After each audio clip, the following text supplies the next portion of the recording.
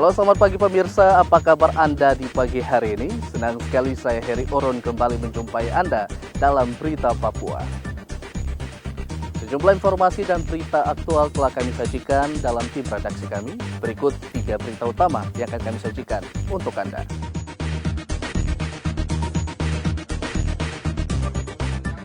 Seorang pemuda ditangkap karena mencuri uang kotak amal di masjid. Polisi memastikan kejiwaan pelaku pembunuhan istri dan anak di Merauke.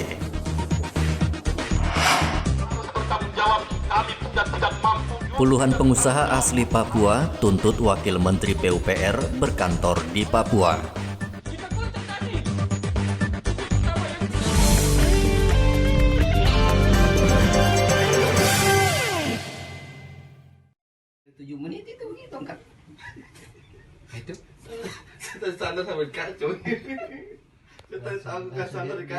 Kotak amal di Masjid Nurul Mujahidin Merauke digasak maling.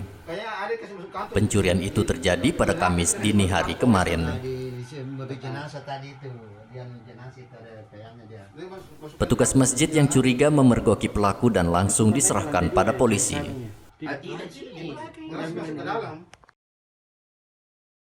Dari tangan pelaku, polisi menyita sejumlah uang tunai yang dicuri dari dalam masjid. Masuknya lewat mana? Jendela? Mereka masuknya lewat jendela ya, dengan merusak jendela, dengan menghantam kaca jendela itu dengan paving block.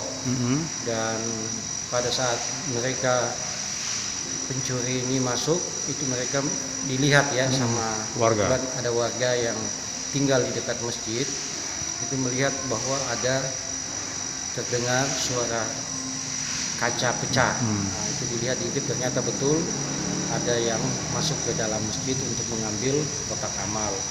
Nah, setelah dilihat kotak amal di dalam, ternyata betul 2 kotak amal sudah dijebol dan dikejar oleh jamaah juga, itu dikejar, tapi pelakunya langsung melepas hasil curiannya itu, uang, dan melapor kepada pos pasar.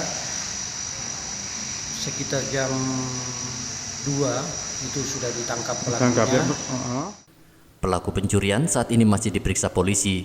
Diduga pelaku mencuri karena kesulitan mendapat pekerjaan di masa pandemi COVID-19. Muhammad Ridwan melaporkan dari Merauke, Papua.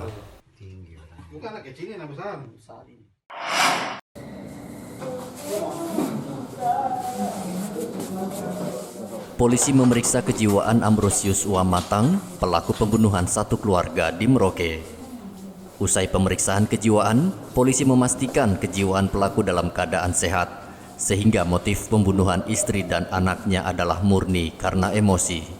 Selama pemeriksaan kami sudah mengkonfirmasi ke pelaku, menanyakan bahwa motif pembunuhannya itu apa. Kemudian pelaku menjawab didasari dengan emosi, dan kami juga sudah menggali apakah ada halusinasi auditorik atau ada perintah yang didengarkan dari telinga tanpa melihat orang. Itu katanya nggak ada. Jadi untuk sementara kesimpulannya pelaku ini tidak mengalami gangguan jiwa. Sementara itu, Kasat Reskrim Polres Merauke AKP Karolan Ramdhani mengatakan keterangan pelaku berubah-ubah.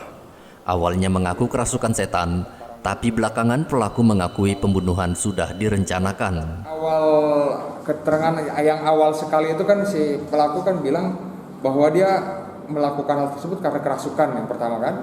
Yang kedua, dia melerai si adik sepupunya itu melerai pertengkaran antara pelaku dengan istrinya. Nah, itu dipatahkan dengan kemarin waktu kami penyelidikan lebih lanjut dituangkan di dalam berita acara pemeriksaan. Yang bersangkutan tidak demikian gitu. Jadi memang murni. Puncaknya pada waktu malam tanggal 21 September itu, 21 September ya Pak ya? 21 September pukul 23.00 itu puncak kekesalannya itu. Karena apa yang disangkakan oleh istri pelaku dan adik sepupunya itu sudah 1 bulan lebih gitu. Sudah 1 bulan lebih dia sudah bilang, sudahlah, saya kan bukan seperti itu, bahasanya seperti kan, sudahlah, saya kan tidak seperti itu, ini minyak urut saja gitu. Jadi jangan kau bilang ini ke tetangga suwangi gitu. Tapi istri pelaku dan adik sepupu tidak percaya, dan dia hanya terus menceritakan bahwa suaminya itu mempunyai ilmu hitam itu gitu. Oh gitu. Jadi boleh puncaknya tanggal 21 September 23.00 dia punya niat, besok saya habisin kau gitu. Nah, gitu. Terjadilah pada tanggal 22 September pukul 04.30. Jadi tidak ada dia kerasukan, dia melakukan dalam keadaan sadar. Kami tanyakan di poin pemeriksaannya, dia melakukan dalam keadaan sadar, terus dan si korban ketiga-tiganya dalam keadaan tertidur. Ambrosius Wamatang tega menghabisi nyawa istri, anak, dan sepupunya Selasa lalu. Saat dianiaya, istrinya sedang mengandung anak keduanya. Tersangka dijerat dengan pasal 338 KUHP dengan hukuman penjara maksimal seumur hidup. Muhammad Ridwan melaporkan dari Merauke, Papua.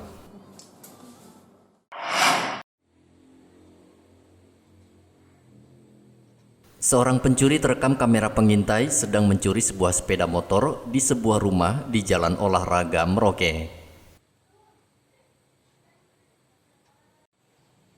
Gagal mencuri sepeda motor karena digembok pemilik, pencuri mengalihkan targetnya ke mesin cuci yang berada di depan rumah warga.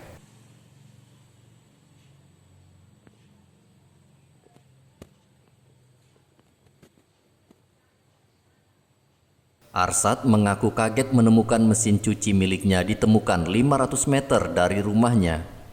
Diduga pelaku gagal mencuri mesin cuci karena bentuknya yang besar. Seperti apa ini? Awal mulanya itu pada saat istri saya bangun, terus dia buka. Jam berapa itu? Jam setengah 2. Terus?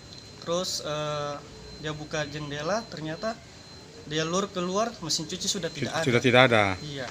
Nah, ketahuannya seperti apa artinya dapatnya mesin cuci ini? Ketahuannya itu pada saat tetangga kasih tahu informasi kalau mesin cuci itu ada di depan toko Bintoro. Terus? Disembunyikan di sebelah galian pasir itu. Terus? Terus Itu jam berapa paginya itu? paginya jam 10. Jam 10 lah. Terus?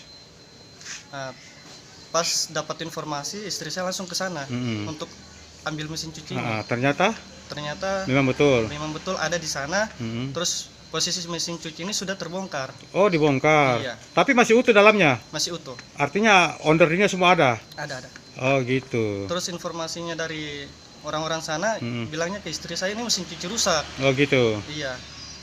Tapi istri saya bilang, ini mesin cuci saya. Oh gitu. Tadi malam dicuri. Begitu. Jadi sempat kembali ya? Iya. Polisi menghimbau warga waspada karena kasus pencurian terus meningkat di masa pandemi COVID-19. Muhammad Ridwan melaporkan dari Merauke, Papua.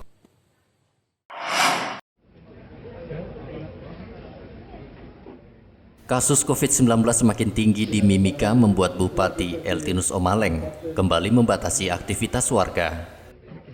Warga hanya boleh beraktivitas dari jam 6 pagi hingga jam 9 malam. Warga yang bandel akan ditindak Satpol PP dan polisi. Satgas juga belum mengizinkan sekolah melakukan belajar tatap muka. Bapak Bupati Mimika dan seluruh Forkopimda telah menetapkan perpanjangan masa tataran kenormalan yang baru dengan melakukan pembatasan sosial yang dimulai aktivitas masyarakat diizinkan dari jam 6.00 sampai jam 21.00. Ini artinya apa? Jam 21 bukan masyarakat baru pulang ke rumah, tetapi sebelum jam 21 itu masyarakat sudah harus bergegas pulang ke rumah, dan pada tepat pukul 21.00 tidak ada lagi aktivitas. Ini akan, jika kalau dalam 2 minggu kita lihat perkembangan, maka kasus penyebarannya akan meningkat secara terus-menerus, maka pembatasan sosial bisa saja diperpendek dari jam 21.00 dimajukan menjadi jam 19.00. Nanti ini akan diikuti terus. Warga diminta terus menerapkan protokol kesehatan yang ketat dan disiplin agar kasus COVID-19 dapat ditekan.